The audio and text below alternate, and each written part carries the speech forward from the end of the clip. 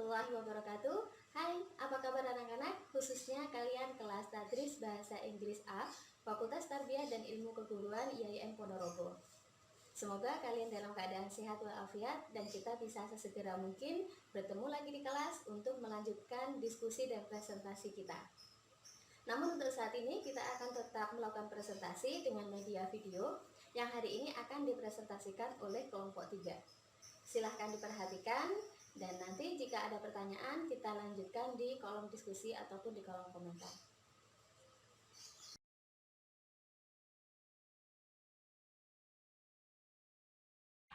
Assalamualaikum warahmatullahi wabarakatuh. Saya Livia Riana dari kelompok 3. Saya akan mempresentasikan poin A dan poin B. Yang pertama adalah poin A. Poin A yang bertemakan proses pemilihan khalifah. Proses pemilihan Khalifah Utsman, sebelumnya Khalifah Umar meminta 6 orang untuk berkumpul. 6 orang itu diantaranya Abdurrahman bin Auf, Zubair bin Awam, Ali bin Abi Thalib, Sa'ad bin Abi Waqqas, Thalhah bin Ubaidillah, dan Utsman bin Affan. Selanjutnya, ketika semua itu berkumpul, Abdurrahman meminta untuk masing-masing dari mereka memilih perwakilan mereka. Zubair memilih Ali sebagai perwakilannya. Selanjutnya, Thalhah memilih Utsman sebagai perwakilannya dan Sa'ad memilih Abdurrahman sebagai perwakilannya. Setelah itu, Abdurrahman berkata, Intinya Abdurrahman tidak akan memilihkan pemimpin yang tidak baik untuk kaum muslim. Dia akan memilihkan pemimpin yang baik untuk kaum muslim. Setelah itu, Abdurrahman berkata kepada Utsman dan Ali, jika kamu menjadi khalifah, Ali akan menjadi khalifah yang adil, dan sekiranya Utsman yang menjadi khalifah, Utsman akan menjadi khalifah yang siap dan menjadi khalifah yang taat. Setelah itu, Abdurrahman meminta Utsman untuk mengulurkan tangannya. Kemudian Utsman mengulurkan tangannya, dan seketika itu Utsman dibaiat menjadi khalifah. Motifnya si Abdurrahman memilih Utsman menjadi khalifah karena sebelumnya Abdurrahman sudah bermusyawarah dengan orang Madinah dan orang-orang sekitar. Permusyawarahannya adalah memilih Utsman untuk menjadi khalifah. Rata-rata itu memilih Utsman, jadi yang memilih Ali itu sedikit, jadi yang terpilih adalah si Utsman gitu. Selanjutnya, proses pemilihan Khalifah Ali. Proses pemilihan Khalifah Ali, seketika itu Ali dibaiat secara langsung, dan semua orang penjuru wilayah dan semua orang yang ada di situ, mereka setuju jika Ali yang menjadi khalifah setelah Utsman.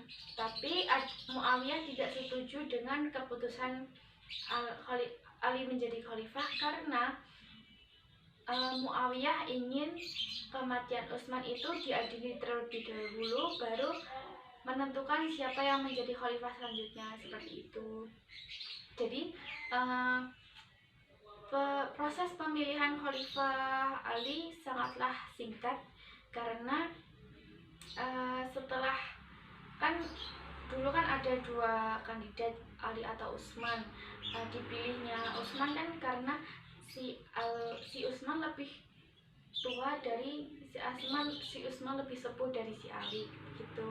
Akhirnya khalifah keempat adalah si Ali untuk melanjutkan yang dulu itu begitu. Dan selanjutnya proses perluasan wilayah. Pada yang selanjutnya poin B, yaitu proses perluasan wilayah. Proses perluasan wilayah, setiap wilayah yang sudah dikuasai oleh kaum muslim itu dilindungi oleh Utsman dengan melakukan ekspedisi militer. Selanjutnya, ketika melakukan proses perluasan wilayah di Laut Tengah, itu terjadi perang yang dinamakan Zati Sawira, yaitu Zati Sawari, yaitu peperangan antara peperangan kapal. Dinamakan peperangan kapal karena banyak sekali kapal-kapal yang terlibat, yaitu ada 1000 kapal dan yang 200 kapal itu miliknya orang Muslim.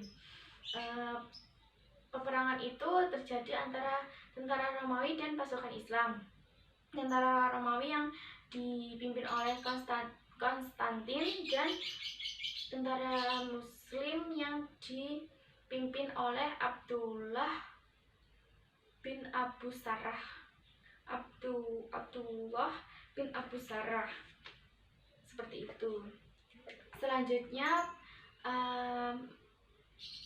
pasukan Muslim melakukan perluasan wilayah lagi, yang mereka menuju kota Basra untuk melakukan perluasan wilayah sisa kerajaan Sasan di Irak.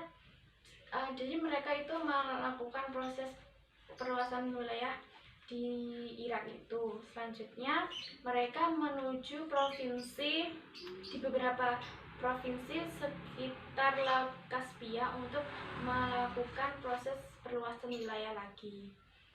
Seperti itu penjelasan dari saya. Apabila ada kurang lebihnya saya mohon maaf, dan jika ada yang tidak paham bisa ditanyakan. Sekian, wassalamualaikum warahmatullahi wabarakatuh. Assalamualaikum warahmatullahi wabarakatuh. Perkenalkan, nama saya Vina Prisciliani. Saya dari kelompok 3 akan mempresentasikan tentang Utsman bin Affan. Yang pertama adalah pendewanan dan pengesahan Mushaf Utsmani. Yang kedua adalah konflik pada masa Utsman bin Affan. Yang pertama adalah pendewanan dan pengesahan Mushaf Utsmani. Mushaf Utsmani muncul disahkan pada sekitar 29 Hijriah. Nah, Mushaf Utsmani, awal mula munculnya ide Mushaf Utsmani ini adalah laporan dari Hudzaifah bin Yaman yang melaporkan kepada Utsman bin Affan bahwasanya di beberapa daerah seperti Syam, Azerbaijan, Armenia, dan Irak terdapat perbedaan cara membaca Al-Quran berdasarkan dialek daerahnya masing-masing. Hal ini bisa jadi menyebabkan perbedaan arti dan tafsir pada masing-masing daerah.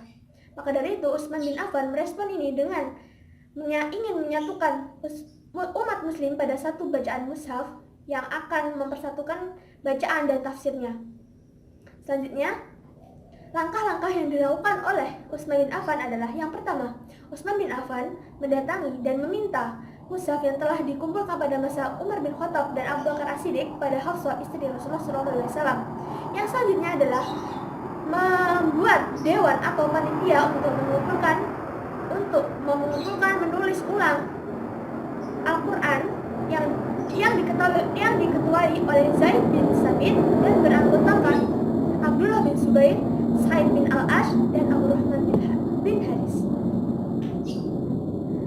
Selanjutnya adalah keempat sekretaris ini menuliskan Al-Quran menjadi satu dan berdasarkan ingatan para penghafal Al-Quran serta berdasarkan dialek kaum Quraisy.